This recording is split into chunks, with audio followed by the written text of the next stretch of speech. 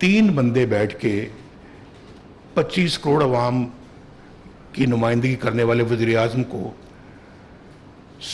For life disqualify कर रहे हैं। किसी दुनिया के मुल्क में वज़ीर आज़म या सदर जो है वो जज से नहीं निकाल सकते, नहीं निकालते, ना निकाल सकते हैं।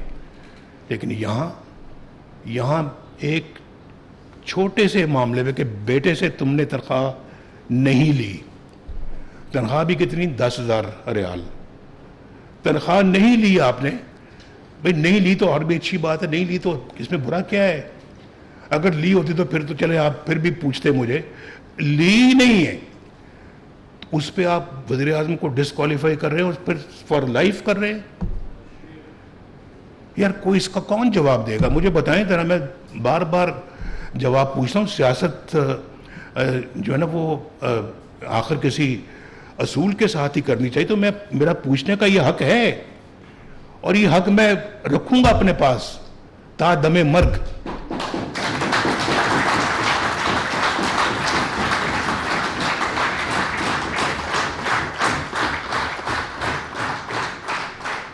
निकालने के बाद फिर वहां नहीं रुकते, इसको उतारो सदारत से भी, पार्टी की सदारत से। नवाज शरीफ को पार्टी की सदारत से भी हटाओ, वो भी उन्हीं का फैसला आता है कि हटाएं, आपका फैसला नहीं आता।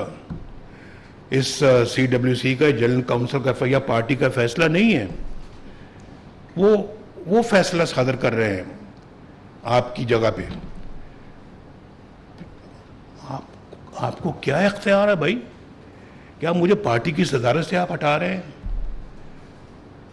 उसके बाद फिर अपना वो भी नहीं।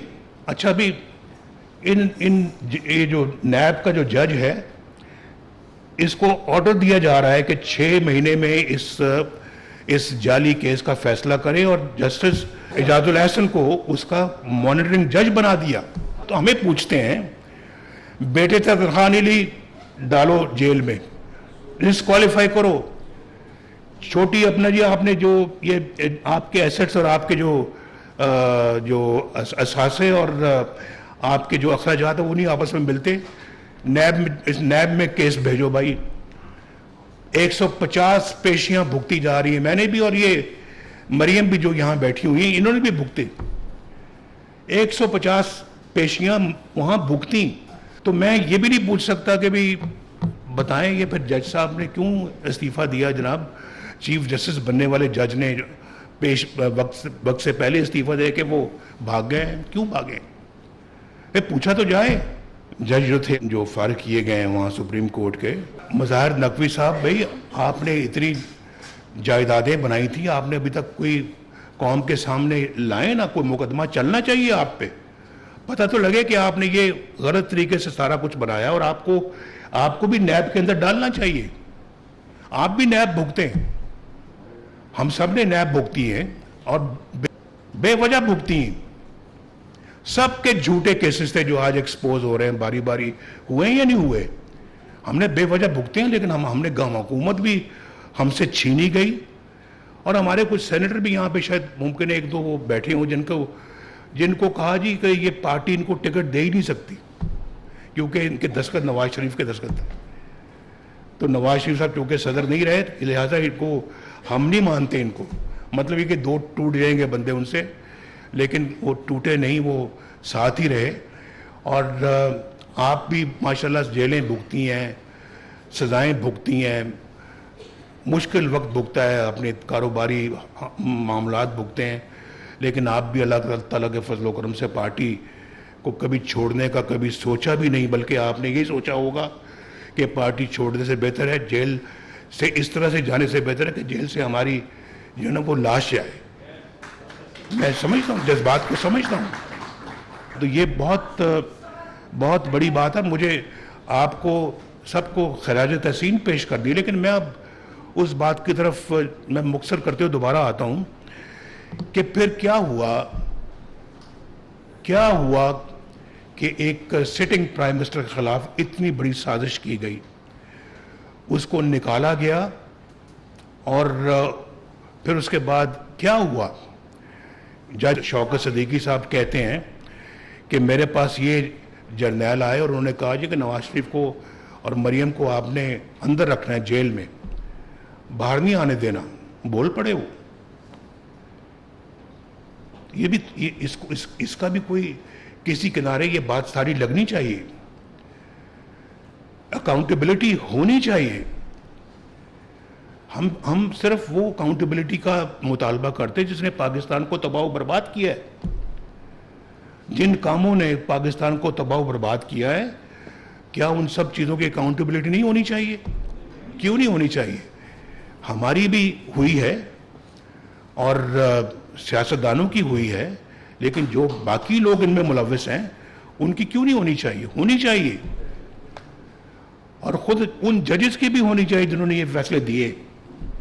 آپ دیکھیں اٹھا کے انہوں نے ثاقب نثار صاحب کی آڈیو لیک ہے, آڈیو لیک, اور میں اس کو میرے پاس محفوظ ہے وہ, جس میں وہ کہہ رہے ہیں کہ ہم عمران خان کو لانا ہے, نواز شریف کو اور مریم کو ہم نے جیل میں رکھنا ہے اور اس کو لانا ہے.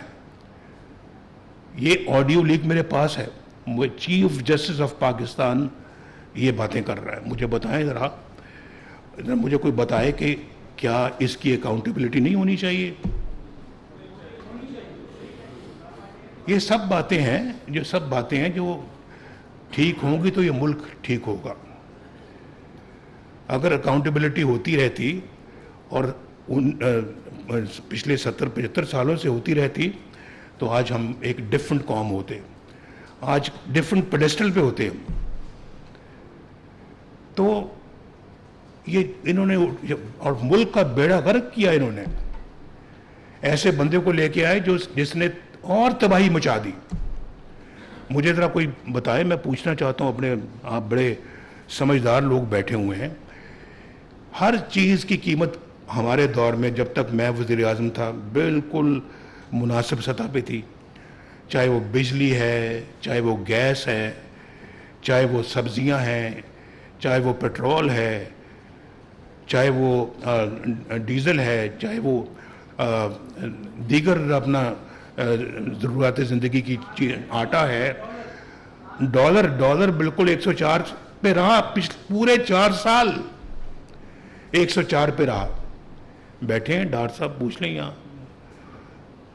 انہوں نے ماشاءاللہ اس کو جس طرح سے رکھا, اکانومی کو سنبھال کے رکھا, اور پھر انفلیشن ایک تاریخی سطح پہ تھا کہ جو اتنا لو تھا انفلیشن, ملک ترقی کر رہا تھا, انٹرسٹ ریٹ 5% پہ آ گئے. ڈاکٹر صاحب 5%, 5.25% پہ انٹرسٹ ریٹ. آج کتنے پہ ہے؟ 22. اور مجھے یہ اچھا, مجھ صرف ایک سوال اور نہیں, میں نہیں پوچھنا چاہتا. مجھے یہ بتایا جائے کہ نواز شریف کے زمانے میں تو سب یہ تھی, یہ حالات تھے, کب اوپر چڑھنا شروع ہوئے ہیں؟ اور یہ جو پچھلا دور ہمارا جو دوسری حکومت کا گزرا ہے, اس میں کتنے جمپس آئے ہیں ریٹس میں.